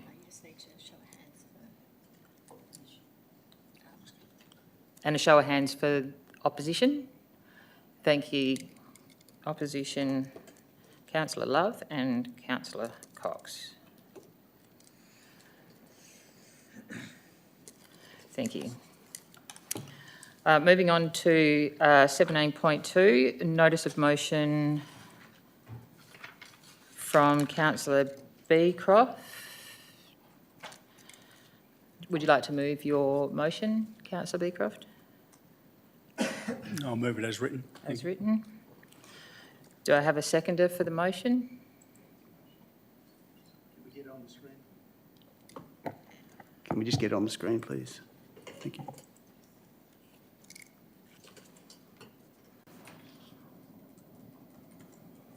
Thank you.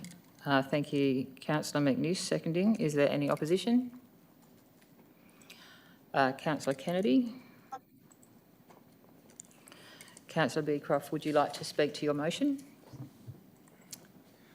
To be honest, I was hoping I wouldn't have to. We all hope that. Okay. I'm mindful of the presentation given by Mobility Australia, and it was a good presentation. However, I do have some concerns. 3 in essence. First up, originally it was put to the community whether or not they wanted to keep these scooters. Community said no. We ignored the community and voted to keep them going. I've had this argument in the past. We are here to act on what the community wants, what the community at large wants, the majority of them. So that's my first point. We should bear the community's wants in mind when we make these kinds of decisions. I think we should keep that in mind. The second one, of course, is on safety. That's what brought this up in the first place. Now, some people in this room might think, what do I know about safety? Well, as you know, I've spent more than 40 years in aviation.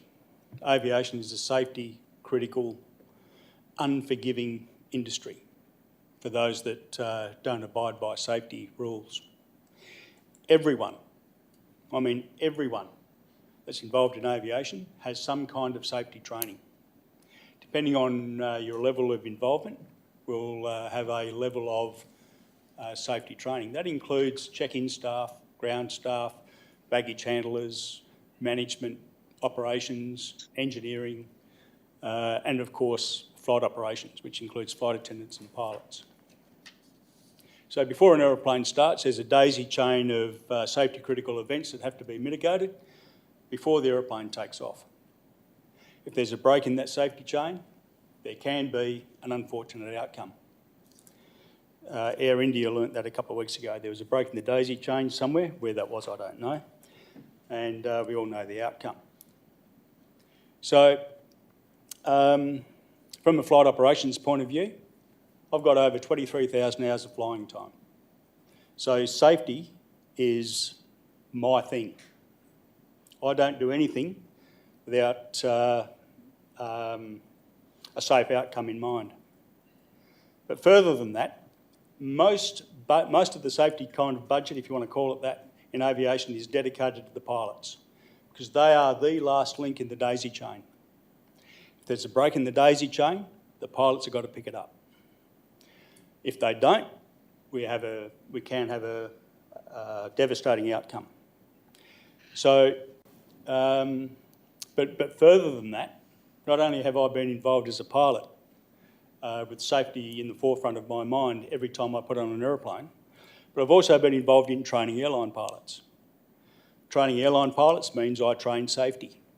I've also been involved in checking airline pilots in simulators. That is to maintain standards and safety in the airline, to make air travel safe. So I think I can speak with a modicum of authority on the issue of safety. So that brings me to the e-scooters. In my view, the e-scooters are not safe enough. Okay, there's training in place, there's education on social media, there's the Mobility Australia have attempted to mitigate the safety concerns. That's great for the responsible riders. Now, even responsible riders can make mistakes. Just like pilots can make mistakes. But it's not the responsible riders I'm concerned about.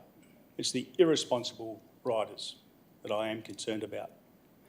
So there is a lot of anecdotal evidence. In fact, I had a phone call today. Somebody read about this this notice of motion in the paper and rang me and told me of their recent experience, how they nearly cleaned up 2 e-scooters at night with no lights. There was a man and a child riding one e-scooter and a woman following.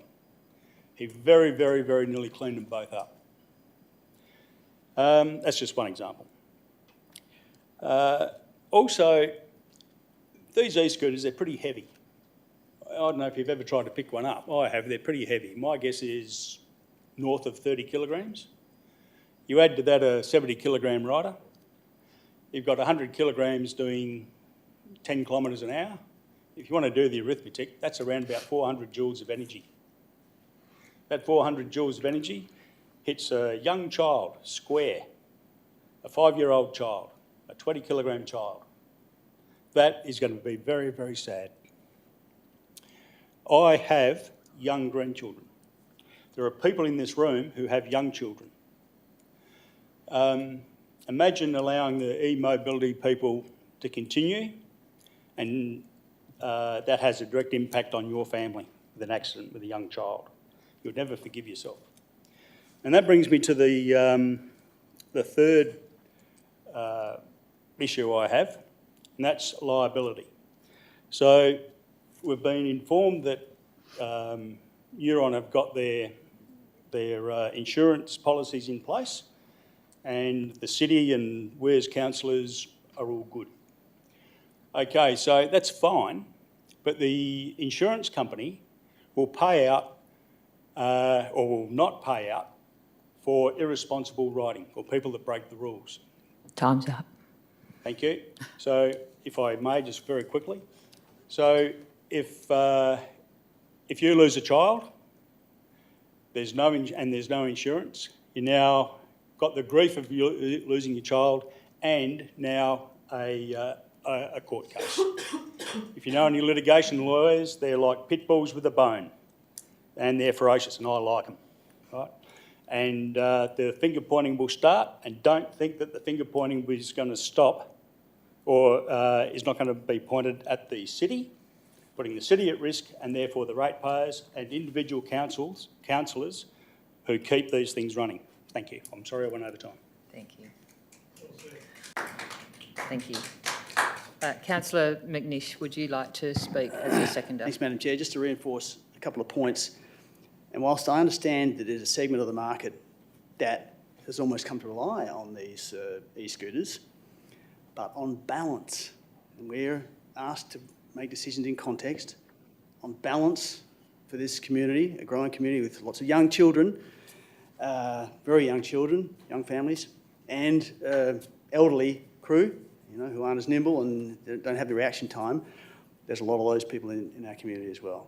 So I get the application and the relevance to a segment of our community, but on balance, I come back to the safety as well. And yes, I'm a grandfather of 8, and managing them down the beach, my goodness, they walk across the path, they're everywhere. And I would hate to think that, you know, damage it. And especially near where I live, we've built footpaths or dual use paths to protect the trees. And they weave around these trees and you can't see someone who's just ahead of you and running from behind from the car park. That is a recipe for disaster. So, you know, we can't have everything. And I remember when I was young and riding a skateboard really fast and surfing on big waves, and there is an air of recklessness about that age, and they haven't yet progressed to the responsibility and the wisdom that comes with parenthood and debt and liability and even insurance. You know, there's just none of that concept. And if we're facilitated an intensive policing activity, then, and the police are saying, well, you know, if this is going to be work, we have to be there and police it, but there's a whole heap of other stuff that the police need to, you know. So I think on balance, I'm going to support this motion. It gives the business time to work out their business strategy and retreat from what they're doing, and also gives time for that segment of the market who has come to kind of rely on this mode of transport. So that's what I'm thinking at the moment, and it's a difficult one, but I commend Councillor Beecroft for bringing it up. Thank you. Thank you, Councillor McNish. Councillor Kennedy, would you like to speak in opposition to this motion? Yes, thank you. First up, very valid points. Safety, very important. I'd like to move an alternative for this one, if we could get that up on screen. Should I talk to this first and then move? Oh, sorry, yes, I'll foreshadow an alternative. Foreshadow and but talk to this. Yes. Yeah, if we can get that up on screen, but I'll talk to this one. So again, yes, value the safety concerns, but we can't rely on hearsay. An informed decision would consider the results of the recently announced WA inquiry and the soon-to-be finished Queensland inquiry, and also the local observations that we have in our city. To do anything else is just a knee-jerk reaction. And to clarify, Perth did not terminate their e-scooters. They have suspended them. So again, this looks very knee-jerky. The reports from those inquiries will identify the benefits and concerns with this technology, and we can look more deeply into these safety concerns. Now, I'd like to remind this same contingent of council that did approve the e-scooters, and the reasons we did that, I just want a quick recap.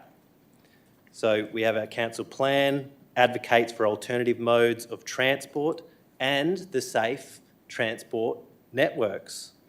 Our economic development and youth development identifies this need of transport as a priority. So I didn't leave out safe there. We've got to make sure it's safe. Some of the direct benefits that hireable e-scooters realise are increasing available parking, traffic congestion, affordable and available transport. And then we have all the tourist benefits of visitors' dispersion, especially along the foreshore. You've got your speed limits in there as well. And a reminder that the survey is not a referendum, and we did consider all of those points in the survey. And they were all relating, well, a lot of it was relating to safety. And we took that on board. And Neuron have focused on safety and tidiness, and there's an ongoing focus on that, and they continue to develop the initiative. I mean, when this started, I'm not sure if we had the drink driving app and they've got lots of improvements. New technology, it's moving along. We have the same issues with motorbikes, cars. Recently, a plane crashed. Accidents happen. And we just can't knee-jerk react when they do. We've got to look into it and make sure they can be safer for the future. The hireable e-scooters are also a gateway to education. You know, it allows people to jump on board. The app's got a lot of information and learning on how to ride these things better. And if we're to remove that, that gateway is gone. And we've got to remember the difference between hireables and private e-scooters. Really need to clarify that. I mean, the examples tonight, we don't know if they were hireable, but I mean, the hireable ones are safer and the hireable ones are educating on safety. So we have the people that want this and need this service for work. We had requests for other areas to be included. And we had comments from businesses that this was a progressive decision. So we're not catching up with other local governments. We can be seen as the forefront and we need to continue developing safety. So let's not react, let's act in an informed manner. And I would encourage, well, let's foreshadow, can I foreshadow that motion? The alternative motion? If we have it on screen. So this has, if this is lost. If this is lost. Yes. Yes. If this motion is lost, then you can. Yes. Foreshadow your. So he's foreshadowing now. Yes. Move it if it's lost. You can move it if it's lost. Yep. So there's the. Thank you. There's that one. So let's vote this one down and look at this next foreshadowed one. Thank you. Are there any speakers for the current motion that's in front of us now? Thank you, Councillor Ryan. Thank you, Chair. I singled out today the Deputy Mayor of the City of Perth, who's now the acting Mayor. They did quite rightly, Councillor Kennedy, suspend the contract with Neuron, but the contract is not that far away from expiring. So they suspended the contract out of respect for the families of the deceased person. He was of the opinion that the scooters are, quite frankly, a death trap, and I agree with him, but that e-bikes were probably a better option. He also talked about City of Cambridge, or one of those councillors around there, that they have better cycle tracks by the river, and he was suggesting that the potential for scooter riders to come through our conference today is akin to, you know, them riding through the city of Perth and causing accidents and scaring the bejesus out of people. And I take his point on that. Every council has a different configuration of people and areas and so on. I never supported the scooters in the first place. And I certainly am of the mind that there will be an accident soon, just waiting to happen. And I am contacted quite regularly by people who've said they've had an accident. I think the lady that I emailed councillors, she sent in photographs recently of her friend that got knocked over by a scooter. And yes, we heard last week that the hospitals don't take note of whether it's a hire scooter or a private scooter or even a motor vehicle accident. They just don't take it. They just treat the patients. The last time we debated this, Neuron did say that they were going to put some line markings in and that was going to fix things. And that we also were told that then they were going to make it compulsory to wear helmets. So I'm not sure that there's any progress that's been done. I'm mindful that some of the businesses around town do like them and that we don't have a lot of transport options, and that's why they are a good option. But I just cannot have on my conscience, if we have a death in our region, that I voted for the continuation of the scooters. So, councillors, I urge you to vote for Councillor Beecroft's motion. Thank you. Are there any other speakers for this motion? Are there any speakers against? Thank you, Councillor Craig. Thank you. Well, I've heard all the comments from Councillor Beecroft and Councillor McNish, and I do understand where they're coming from in this, and also Councillor Kennedy's alternative. I'm speaking against Councillor Beecroft's motion in support of retaining hireable e-scooters in the city of Busselton. I do so not just as a representative voice, but as someone speaking on behalf of over 60,000 unique users who have actively chosen this service. We heard that from Neuron. In just the past 29 months, users have travelled more than 750,000 kilometres on Neuron e-scooters in over 250,000 trips. That's not just statistics, it's a statement of demand, a statement of how important this transport option has become for our community. Unlike larger cities like Perth, we do not have a comprehensive public transport network. Taxi services are limited, especially in the evening. For Busselton, shared e-scooters are not a luxury, they are practical, they are affordable, and for many, they are essential.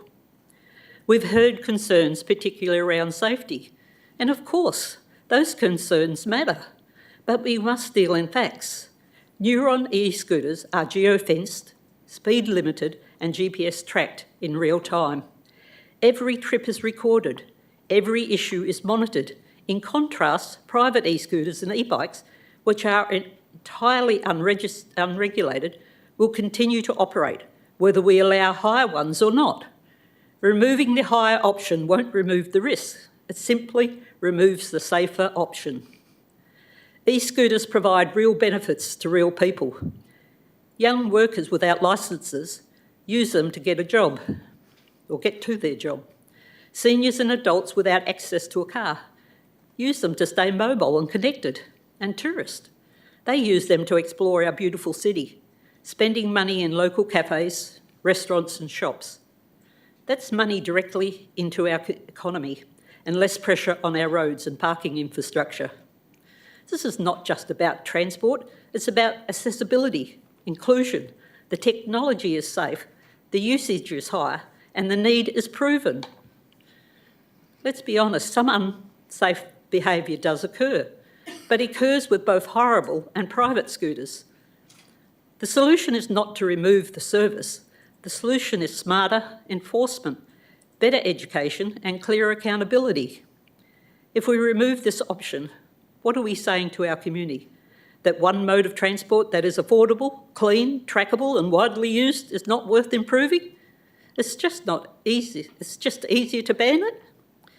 That's not leadership. Leadership is acknowledging the challenges and working through them. Leadership is finding a way to support services that benefit the many while managing the risks posed by the few. I believe Neuron e-scooters don't create a problem, they fill a gap. And councillors, I'm asking, let's not throw out a good solution because of misuse. We need to make it work responsibly for everyone and ask you to vote against this motion. Thank you. Thank you, Councillor Craig. Are there any speakers for? Speakers against? I will speak against this as someone who's been in health and safety for decades, someone who has actually been in coroner's court, and they are looking for someone to blame, but also as someone who represents parts of the community that Councillor Craig has pointed out don't have access to transport. And I see them every day, and often they don't have the ability to get a driving licence, but they still need to work and they still need to stay connected. And we need to be sure that we are assisting those people. The issue is not Neuron scooters. The issue is e-ridables. Most of them travel faster than a moped. You need a licence to have a moped. Why don't you need a licence to have these? This is a policing issue. This is something that state government need to get on board, and they need to create restrictions to stop people from being able to ride these e-ridables at speeds that are dangerous and have the potential to cause great harm. So, as Councillor Craig said, it's not Neuron that's the issue. They are safe. We've seen the reports and they're consistent. The issue is the e-ridables. Banning Neuron is going to have a detrimental effect on so many people in our community, people who generally don't tend to have a voice. So we need to be able to speak up for those people and be able to protect their ability to access their community. So I would urge you to consider that when making your decision. Thank you. I think we've exhausted speakers for and against. Rebuttal? Yeah. Sorry, I just wanted to speak against. Thank you, Councillor Cronin. Sorry, I didn't see that. Please. Yeah, that's right. Oh, look, I just wanted to say that, if anything, I feel that Neuron is actually promoting e-scooter safety. They are going out of their way to make sure that we have a safer understanding of how to use e-scooters. I listened to all the other debates and I commend what you've just said yourself, Councillor Lee, and what Councillor Craig said. As we said, the WA government has announced it will establish a new parliamentary inquiry into the safety of e-scooters. A committee will be tasked to make e-scooters safer and will consider tougher penalties. And as Councillor Kennedy has adverted to, the fact is that we don't do knee-jerk decisions. Everyone else has explained the things. If not, we'd find that the Boeing 787s would have all been grounded by now. We need to make informed decisions, and I feel that, yes, I would like to see what comes out of this inquiry. I want to see what the police have to say. And looking at the statistics that have just been given by Neuron with regards to their safety, the way they're locking out people from getting on these scooters drunk. The problem is, as Councillor Beecroft said, the pilot. The pilot is to blame, but Neuron are trying to make it harder for that pilot to make mistakes.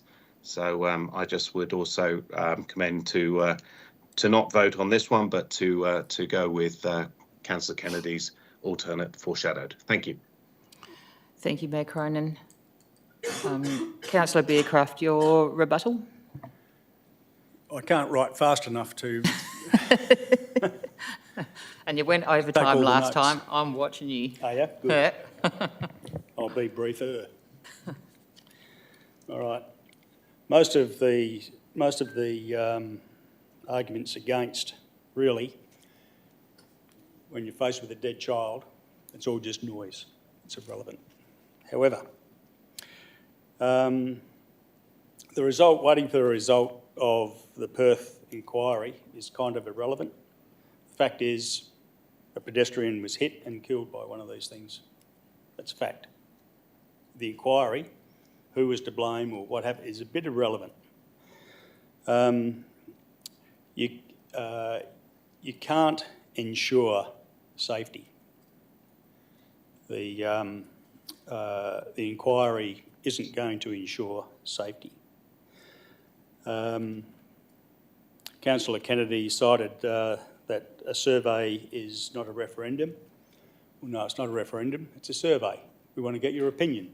If we're not going to do that, then why do it at all? If we're not going to take notice of the opinion of the public, why bother doing a survey? That's not the first time this has happened. Personal explanation, if I may. Councillor. What do you want to do?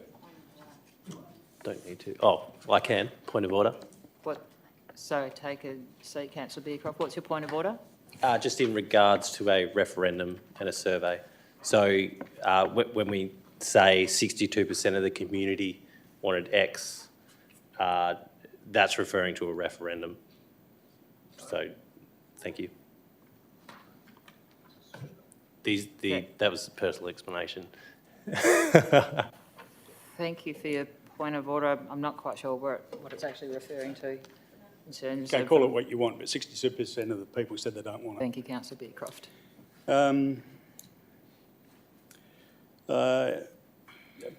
Okay. Private e-scooters are out of our control. Hireable e-scooters are within our control. It's the hireable e-scooters I'm concerned about. Enforcement of the rules is proven to be problematic. It hasn't abated reports of incidents. Even Councillor Lee, when she spoke against this motion, she said that e-scooters are dangerous. They go very, very fast. Yeah, they do. The hireable e-scooters, okay, they're speed limited in certain areas, does, as I said before, 10 kilometres an hour, 100 kilograms at 10 kilometres an hour is going to kill a child, and it could kill an elderly person.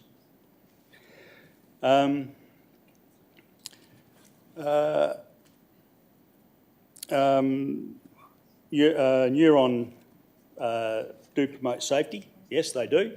Has it been effective? No, it hasn't. That's obvious. There's been just the fact that there's going to be an inquiry, a parliamentary inquiry into e-scooters, tells me that there's a problem with the safety of these things. And police involvement, the fact that the police are getting more and more involved, is also a testament to the fact that e-scooters are a safety problem. I encourage councillors to vote this up. Thank you. Thank you. Thanks. I'm in time. Thank you. With that, I will put the motion in front of us. All those in favour? Councillor Bearcroft's motion. 1, 2, 3. And opposition? 1, 2, 3, 4, 5, 6. The motion is lost, 6-3, with those against Councillor Bearcroft, Councillor McNish and Councillor Anne Ryan. Oh, they were 4. Yeah, we were against. Got it. So do you want me to say who the opposition, who was against? Okay. So those in opposition were Councillor Love, Councillor Cox, Councillor Kennedy, Councillor Lee, Councillor Craig and Mayor Cronin. Thank you. There are no items of urgent business, however... I've got a foreshadowed. Councillor Kennedy, do you want to move your foreshadowed motion? Yes, move as written. Thank you. And is there a seconder for that motion? Thank you, Councillor Cox. Sorry, I'm just writing notes.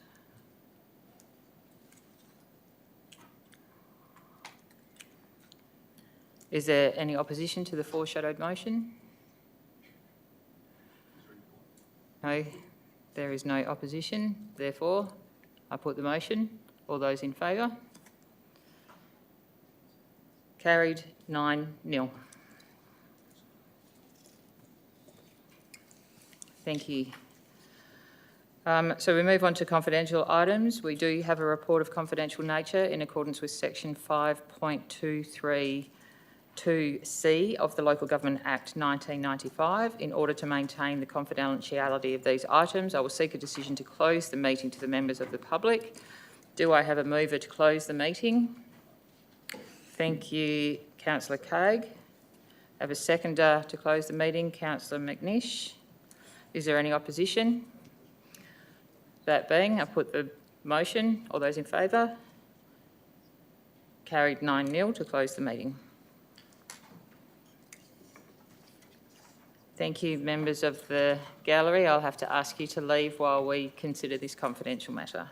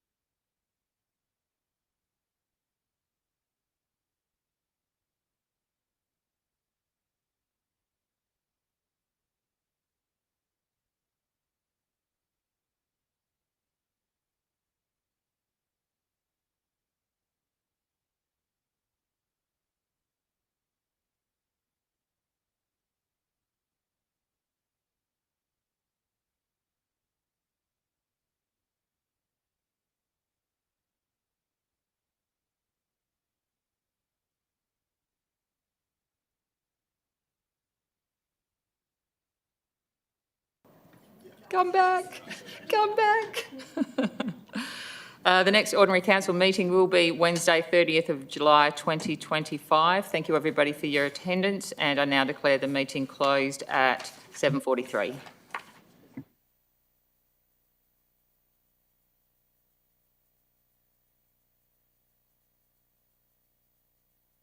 Thank you, Councillor Love.